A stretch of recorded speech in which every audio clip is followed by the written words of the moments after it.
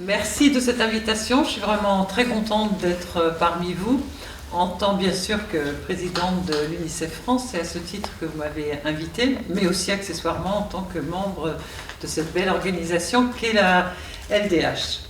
Alors, tout d'abord, bravo d'avoir choisi en ce jour anniversaire de l'adoption de la Déclaration universelle des droits de l'homme, d'avoir choisi, vous, la thématique de la défense des droits des enfants. C'est important, et bravo aussi à l'intérieur de cette thématique des droits des enfants d'avoir choisi le thème de la pauvreté des enfants, parce que c'est un thème qui nous est évidemment à tous très cher, extrêmement d'actualité, encore plus d'actualité en ce moment, en ces périodes à la fois de crise géopolitique, de crise économique interne à la France. Donc c'est un sujet qui, à l'UNICEF et évidemment dans toutes les associations, est un sujet qui est tout à fait crucial. Je vais vous donner quelques chiffres sans vous assommer parce qu'il est tôt et vous avez fait un bel effort en vous levant si tôt pour nous accueillir et avec un temps pas très clément. Donc je ne vais pas vous assommer, mais quand même, il y a quelques chiffres qui, j'avoue, moi-même, quand j'ai découvert en arrivant à l'UNICEF, et pourtant je connais bien la situation des enfants, m'ont fait froid dans le dos. En France métropolitaine, il y a près de 3 millions d'enfants qui vivent sous le seuil de pauvreté. Il y a 15 millions d'enfants en France. Donc 3 millions d'enfants, ça veut dire un cinquième. Pour info, ce sont des données qui remontent à 2018, donc sont un tout petit peu anciennes. Mais pourquoi elles remontent à 2018 ? Parce qu'en fait, il n'y a pas de statistiques officielles, ce qui en soi est un sujet. C'est anormal que justement le gouvernement, tout à lui de le faire, ne demande pas des statistiques officielles actualisées. On peut imaginer facilement que de toute façon ça ne s'est pas arrangé depuis 2018 et ça s'est forcément aggravé. Donc en d'autres termes, un enfant sur 5, c'est-à-dire 21% de la population de moins de 18 ans, vit dans un ménage dont le niveau de vie était inférieur au seuil de pauvreté, qui lui-même en 2018 était de 1 063 € par mois. Donc vous imaginez ce que ça veut dire pour un enfant. Ce qui est intéressant aussi, c'est qu'en fait le taux de pauvreté de l'enfant est supérieur à celui des adultes. Pourquoi ? Parce que justement, si le taux de pauvreté monétaire des enfants est plus élevé que celui de l'ensemble de la population, c'est bien parce que les ménages eux-mêmes sont plus exposés à la pauvreté. Et qu'en fait, très souvent, à la naissance d'un enfant, un des deux parents est obligé, par exemple, de s'arrêter de travailler, de passer à mi-temps, parce que, justement, ses parents, ses familles ne peuvent pas payer un mode de garde. Mais la pauvreté ne doit surtout pas se mesurer uniquement, c'est un élément, mais uniquement sous le prisme monétaire. Elle se mesure aussi, et elle a des conséquences aussi, bien sûr, en termes de conditions de vie. En termes, bien sûr, de capacité des familles à pouvoir, j'y reviendrai, se loger, se chauffer, faire face à des dépenses imprévues, également permettre aux enfants une éducation. Et ça, bien sûr, ce sont des conséquences importantes. Un autre chiffre qui est intéressant, c'est qu'en France, le taux de pauvreté et d'exclusion sociale des enfants est inférieur quand même de 2 points. C'est pas énorme, mais ça n'est pas rien, à celui de la moyenne européenne. Donc en France, le taux de pauvreté des enfants est de 22,8%. En Europe, il est de 24,4%. Alors on pourrait s'en réjouir, dire bon c'est quand même 2 points de moins que chez nos voisins, mais en réalité ne nous en réjouissons pas vraiment, parce que ça, comme vous le savez, c'est un taux moyen, et que si on regarde les variations d'un territoire à l'autre, on obtient des chiffres absolument terrifiants sur certains territoires. Par exemple, et ça ne vous étonnera pas, puisque je sais que vous travaillez beaucoup sur ces questions, dans les territoires d'outre-mer, où le niveau de vie est bien moins élevé qu'en métropole, À Mayotte, par exemple, la pauvreté concerne 8 enfants sur 10. 8 enfants sur 10, c'est quand même dingue. 5 enfants sur 10 à La Réunion. La moitié des enfants à La Réunion vivent sous le seuil de pauvreté. En Guadeloupe et en Martinique, 4 enfants sur 10. Ce sont quand même des chiffres qui font froid dans le dos. Elle varie aussi fortement en fonction de la composition familiale. En 2018, 40,5% des enfants vivant au sein d'une famille monoparentale étaient pauvres, contre 15,4% des enfants élevés par des parents en couple. C'est quand même incroyable comme différence. Ça veut dire à quel point ces enfants vivant en famille monoparentale sont tout de suite en risque de pauvreté et d'exclusion. Évidemment, et Marie-Christine l'a abordé sous un autre angle, mais l'angle pauvreté est important, les enfants en situation de migration sont très touchés, encore plus touchés par la pauvreté, notamment du fait de leur situation, mais la précarité administrative qui va entraîner justement un non-accès aux droits, notamment aux droits sociaux. Je ne vais pas m'étendre, Marie-Christine l'a évoqué, mais c'est quand même un sujet qui nous préoccupe tous, bien sûr, sur la situation des MNA qui, parce que les préfectures ou les conseils généraux, les conseils départementaux, ne les considèrent pas tout de suite comme mineurs, se retrouvent à la rue, à l'encontre d'un principe pour lequel toutes les associations se battent, c'est de dire tant qu'un mineur n'a pas été en gros déclaré majeur, c'est-à-dire tant qu'il n'a pas été fait la preuve qu'éventuellement il est majeur, il doit y avoir une présomption de minorité et il doit être pris en charge par l'ASE immédiatement. Et on ne doit pas lui dire, en gros, tu vas à la rue et puis ensuite, si vraiment l'évaluation montre que tu es mineur, on te prendra. Parce que pendant ce temps-là, il y a 6 mois et pendant ce temps-là, surtout, il n'est pas accepté à l'école, il n'est pas accepté en foyer, mais pas à l'école non plus. Donc la pauvreté sur ces mineurs non accompagnés est évidemment un fléau. Et puis, ça va de soi, c'est presque la palissade de le dire, les enfants dont les parents sont sans emploi sont évidemment les plus exposés. Alors, le problème, et Marie-Christine l'a un petit peu évoqué aussi, c'est que cette pauvreté qui est matérielle d'abord, elle impacte complètement le développement des enfants dans toutes les composantes de la vie des enfants et elle a une incidence énorme sur l'avenir des enfants, car un enfant vivant en situation de pauvreté a des risques majeurs de devenir un adulte, je n'ai pas la statistique en tête, mais elle est énorme, un adulte évidemment en situation de pauvreté, ça paraît absolument évident.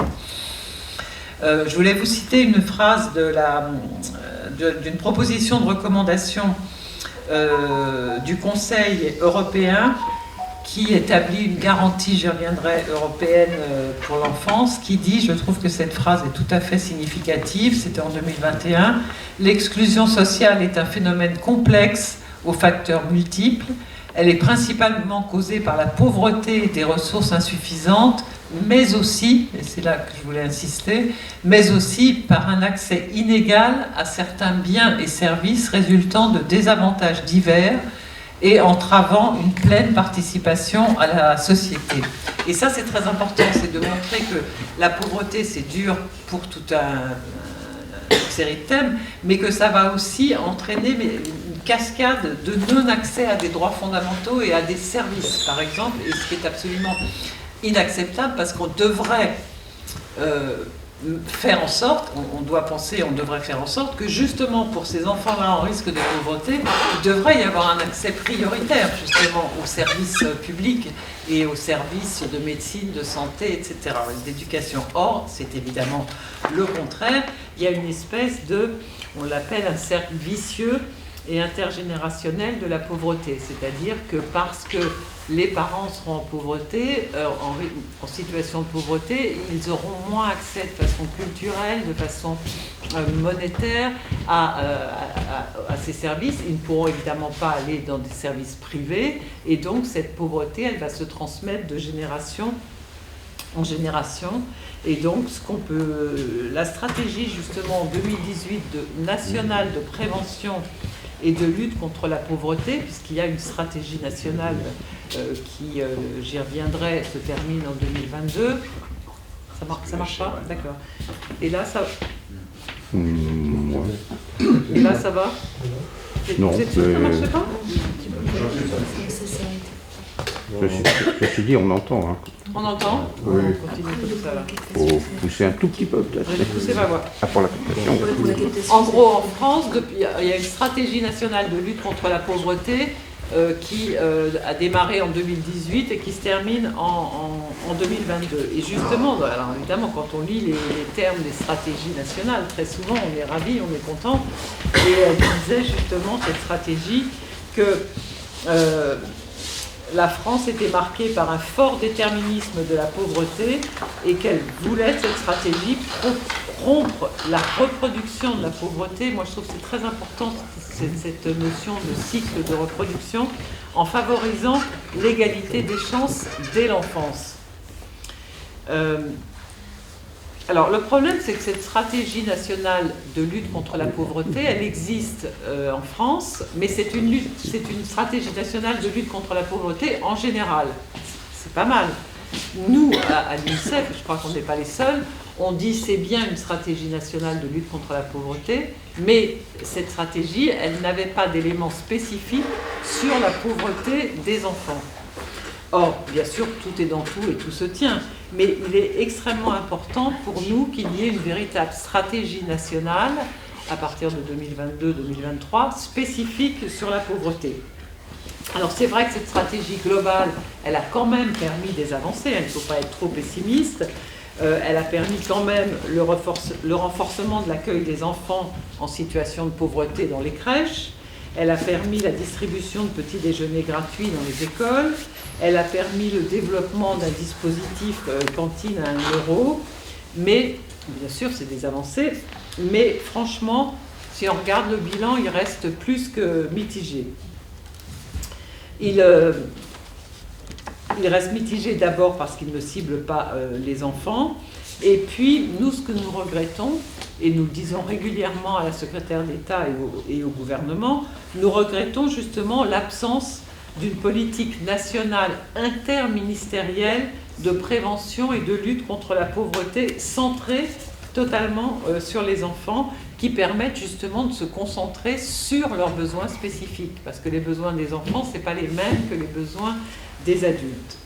De plus, et ça je pense que pour avoir discuté avec Éric Delemare, je sais qu'on est parfaitement d'accord là-dessus, il y a des actions, il ne faut pas dire que rien ne se fait et que tout est noir, il y a des actions qui concourent à la lutte contre la pauvreté des enfants, mais elles sont complètement éclatées, elles fonctionnent en silo, on en parlait hier soir, elles fonctionnent en silo dans différentes stratégies, justement, il y a une stratégie ceci, lutte contre les violences, il y a une stratégie cela, mais elles sont éclatées, les acteurs de ces stratégies ne se parlent pas, ou très peu, ne se rencontrent pas, ce qui fait qu'il n'y a aucune vision globale finalement de la situation de l'enfant et comment on peut améliorer globalement la vie de l'enfant. Parce que le sujet c'est quoi? C'est qu'un enfant il puisse avoir une vie d'enfant.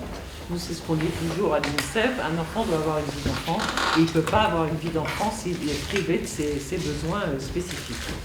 Et puis par ailleurs, si on évalue cette stratégie nationale de prévention et de lutte contre la pauvreté en général, puisqu'il n'en existe qu'une en général, en plus, on relève des retards sur la mise en œuvre, notamment justement, comme par hasard, sur les mesures ciblant les enfants.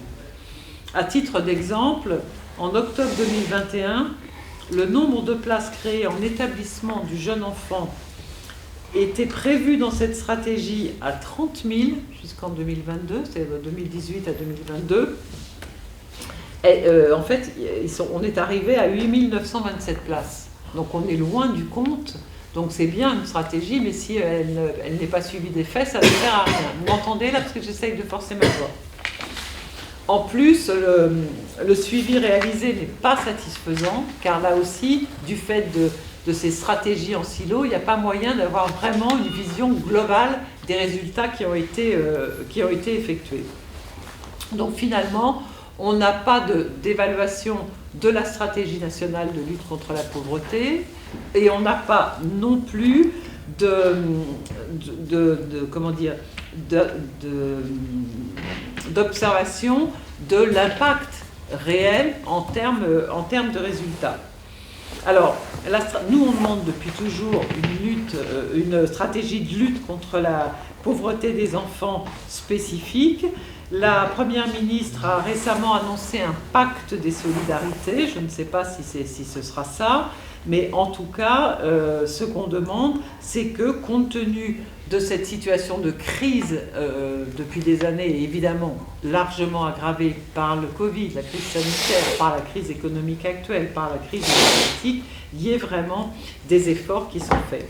Et ce qui est intéressant, c'est que là, on doit s'inscrire dans les recommandations de la Commission du Conseil de l'Union européenne. Marie-Christine et moi, nous avons été députées européennes toutes les deux et nous savons à quel point c'est difficile justement pour les pays souvent de s'inscrire dans ce qui est demandé par la Commission ou le Conseil. Mais en tout cas, le 14 juin 2021, le Conseil de l'Union européenne a adopté une garantie européenne pour l'enfance. Nous, on a beaucoup à l'UNICEF poussé pour ça.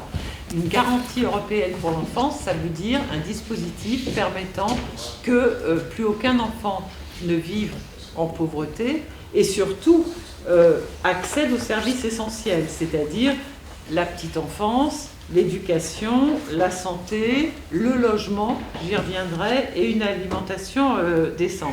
Alors, quand le Conseil adopte justement cette recommandation, ça veut dire quoi? Ça ne veut pas dire que c'est juste pour faire joli dans le tableau, ça veut dire qu'il est membre de décliner cette garantie européenne, que les enfants soient garantis d'avoir leurs droits.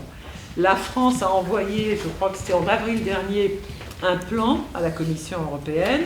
Alors, il est relativement intéressant, notamment parce qu'il propose pourquoi nous on se bat depuis longtemps, c'est un service public de l'enfance. Et pourquoi un service public de l'enfance? Là aussi, c'est pas pour faire joli dans le paysage, c'est parce que ça permettrait une vision globale de l'enfance et pas ces actions en silo. Donc, la France a envoyé en avril son plan, qui est plutôt pas mal. Le problème, c'est qu'elle envoie un plan, mais d'après ce qu'on en a su et vu, il n'y a absolument pas d'engagement budgétaire en face. Donc, c'est bien joli, mais ça risque d'être simplement un vœu pieux. Alors, par rapport à ce constat qui est quand même pas très joyeux, nous, voilà ce qu'on recommande. On fait quelques recommandations plutôt à caractère transversal et puis certaines thématiques. Comme recommandation transversale, c'est la conclusion de ce que je viens de dire. D'abord, on demande que soit améliorée les connaissances sur la pauvreté des enfants. Vous voyez, je vous ai dit, ces chiffres, ils sont depuis 2018, il n'y a pas de chiffre officiel. On est obligés, les uns et les autres, les associations ou les autorités administratives indépendantes comme le défenseur des droits, on est obligés finalement de faire nos propres statistiques. Et nous, par exemple, à la rentrée, enfin fin août, début septembre, sur le logement, j'y reviendrai un petit peu plus en détail dans un instant, mais nous avons été obligés de faire un baromètre que nous avons fait en commun avec le Salut social, puis ensuite nous avons fait une action avec la Fédération des acteurs de la solidarité, et nous avons pu découvrir qu'en France, fin août, début septembre, il y avait 42 000 enfants sans domicile. Moi-même, je vous avoue que ce chiffre m'a terrifiée. Alors, quand on dit sans domicile, c'est pas à la rue. Quand on dit sans domicile, mais c'est quand même grave, c'est à la rue, c'est 1600 et quelques. C'est quand même énorme, 1600 enfants, dont je crois la majorité ont 23 ans, à la rue. C'est 27 000 en hôtel et le reste en foyer d'hébergement. Quand on sait ce que ça veut dire de vivre pour des enfants, parce qu'on l'a fait en plus en interrogeant les enfants, en interrogeant les parents, etc.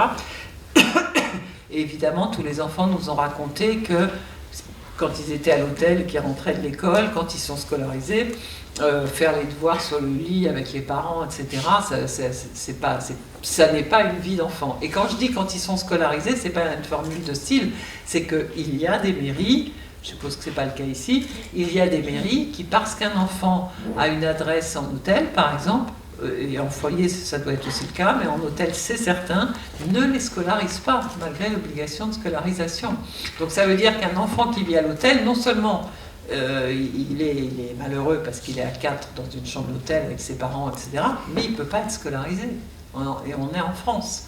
Donc c'est vraiment effrayant. Donc ça, c'est une première recommandation thématique, je reviens un tout petit peu en arrière, c'est avoir des chiffres précis.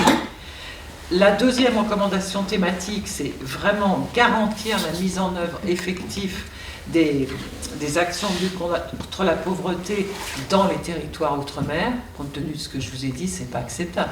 On ne peut pas accepter en France qu'il y ait une telle disparité de tous les droits et de la situation des enfants et des adultes d'ailleurs, mais là on s'occupe des enfants, entre la métropole et l'outre-mer. Ça n'est pas acceptable. Les chiffres que je vous ai donnés d'outre-mer sont absolument terrifiants. Et puis on fait quelques recommandations thématiques pour lutter contre la pauvreté des enfants. La première, évidemment, ça ne va pas vous étonner, c'est améliorer l'accès au mode d'accueil des enfants. On sait tous, évidemment, que les premières années de la vie des enfants, ça va conditionner toute la suite, c'est une évidence, et que si on arrive à intervenir dans les premières années, ça a été la stratégie d'ailleurs mise en œuvre par Adrien Taquet sur les 1000 premiers jours, on va avoir plus de chances que l'enfant devienne un adulte en bonne santé.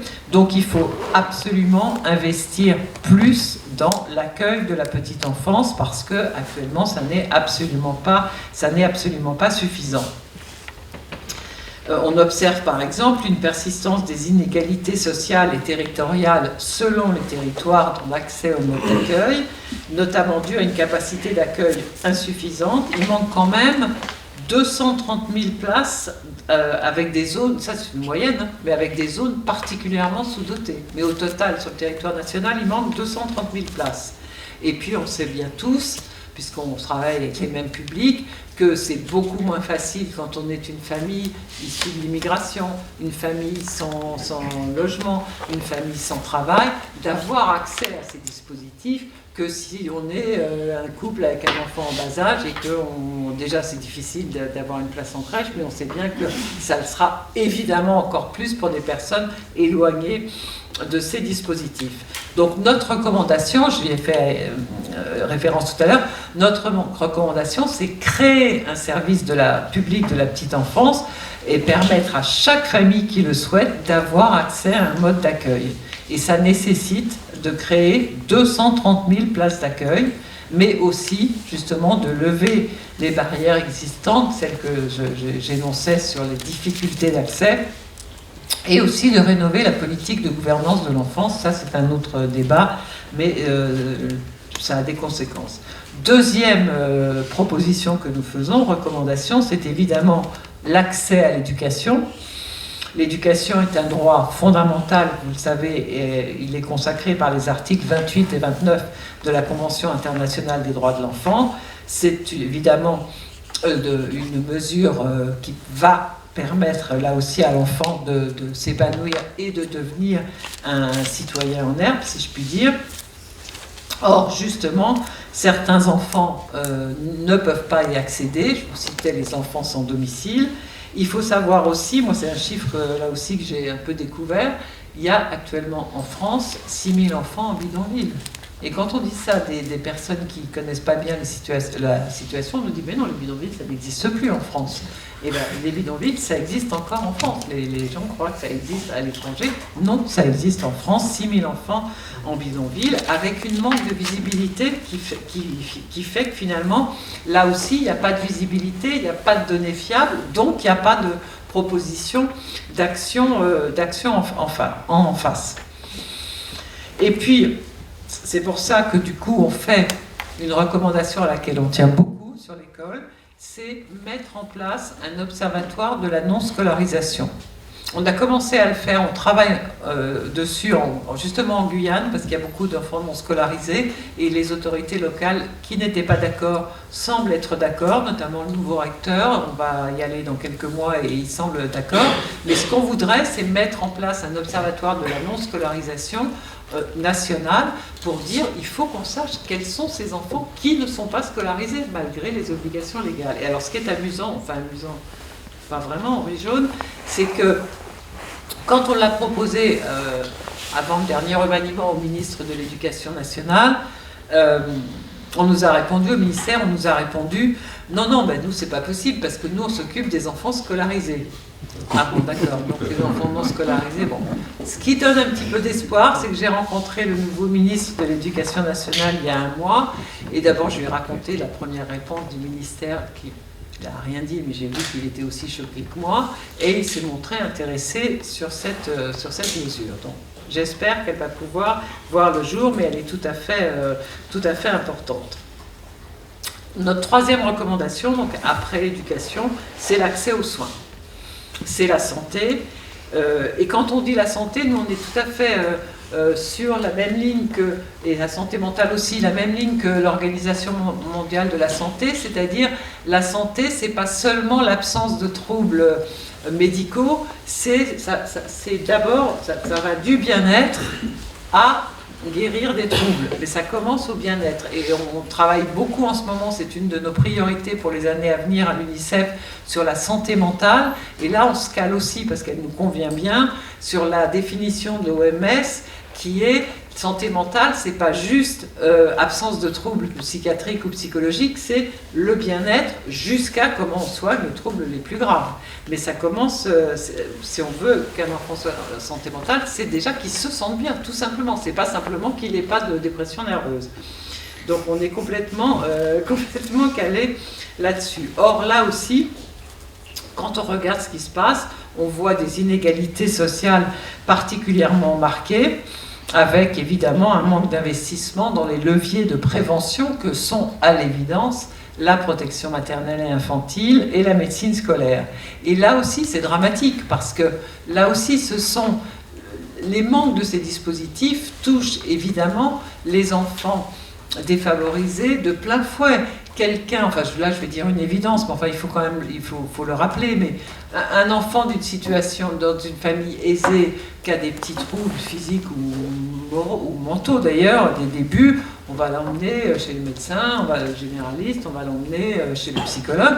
Un enfant de famille défavorisée, il va être obligé d'attendre l'infirmière, la PMI, etc. Or ces dispositifs sont complètement défaillants, faute de moyens. Et puis je pense qu'il faut aussi un accompagnement d'ailleurs de ces familles, parce qu'elles sont éloignées aussi d'un point de vue culturel par exemple, consulter un psychologue. Il y a des familles où ça ne va pas de soi, donc il faut faire une médiation, il faut les accompagner, il faut expliquer que ce n'est pas parce qu'on va avoir un psychologue ou même un psychiatre que l'enfant est fou ou que les parents sont fous. Donc voilà, et nous justement, c'est pour ça qu'on a fait une priorité de la santé mentale, avec justement un certain nombre de préconisations, parce on est affolé par l'augmentation de troubles anxio-dépressifs, voire plus, le nombre de tentatives de suicide, qui notamment par exemple sur l'année...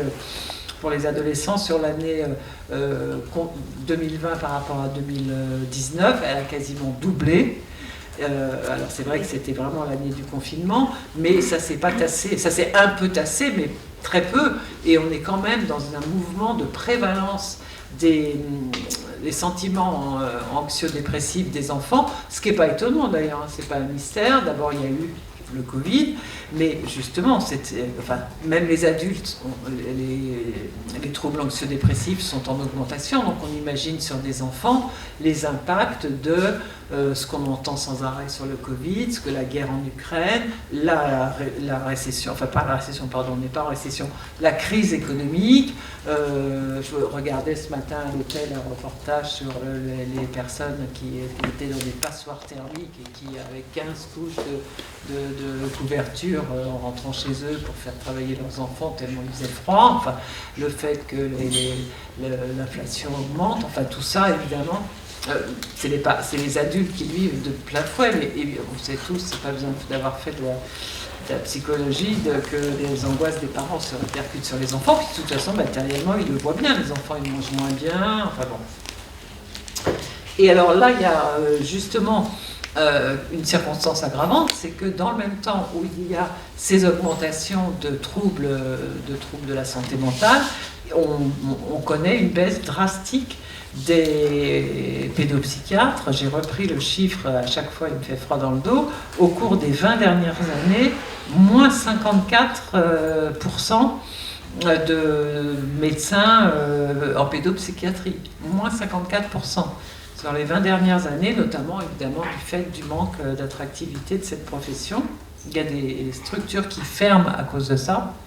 Et du coup, il y a un effet ciseau, c'est-à-dire il y a de plus en plus de troubles, de maladies, et il y a une baisse de l'offre en pédopsychiatrie. Quand on sait quand même que pour aller dans un CMP, centre médico-psychologique, il faut entre 6 mois et 2 ans d'attente, mais on se dit que vraiment, c'est fou. C'est fou, pardonnez-moi, mais un enfant qui commence juste à montrer un peu moins d'intérêt, un peu d'élancement, un peu de désintéressement vis-à-vis de l'école, et qu'on ne peut pas emmener au CMP dans les 1 mois, 2 mois, il est évident que, par exemple, s'il est harcelé, c'est un vrai sujet, le harcèlement scolaire chez les enfants à l'école, eh bien, ça ne sera pas pris en charge, il ne pourra pas en parler, et ça va s'aggraver.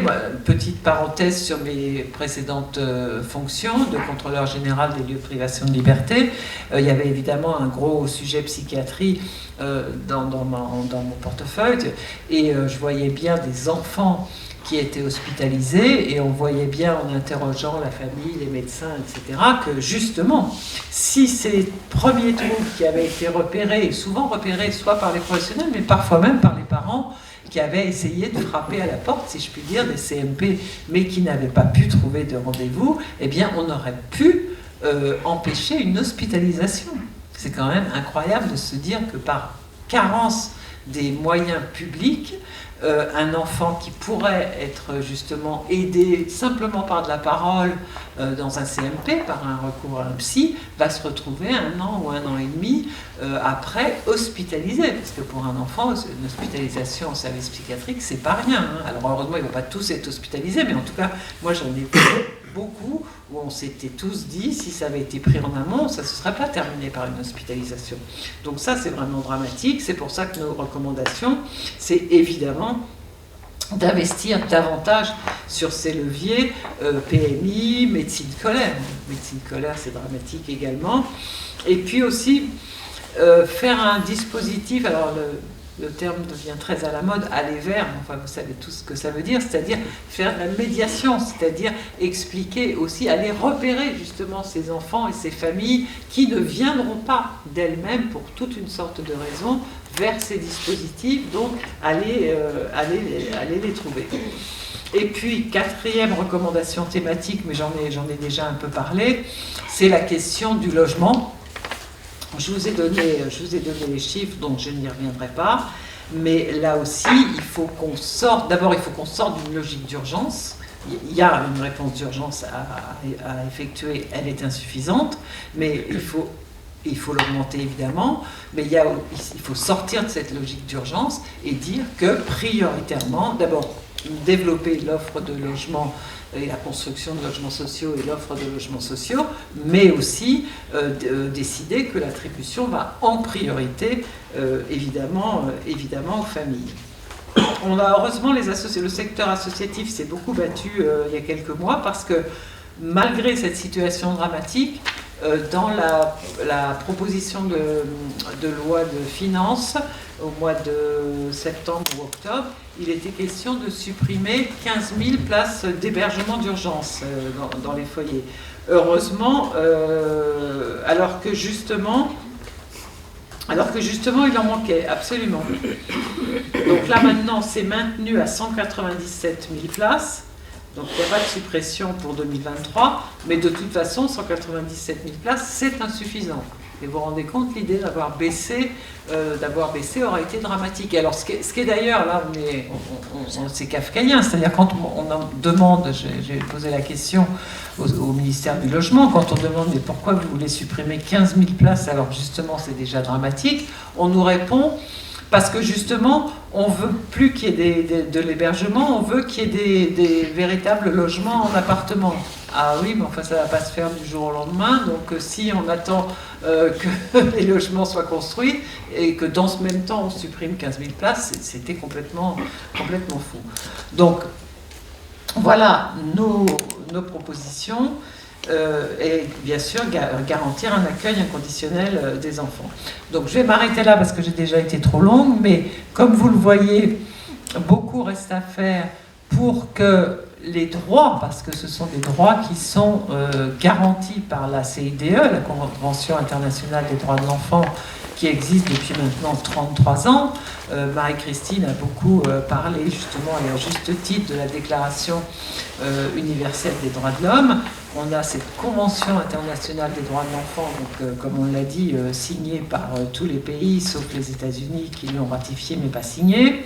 Mais voilà, maintenant il faut que ces droits soient appliqués. Il est absolument inacceptable que dans un pays dit des libertés, et puis un pays surtout développé, même s'il y a une crise économique, nous sommes un pays développé, on est ces situations que je viens de vous décrire, c'est absolument inacceptable. Donc si on est là tous, avec chacun nos casquettes respectives, c'est pour se battre, pour arriver à ce que un enfant il puisse vivre comme un enfant, c'est-à-dire ne pas avoir ces angoisses de est-ce que je vais être à la rue demain, est-ce que je vais manger assez, est-ce que je vais pouvoir aller à l'école. Je vous remercie.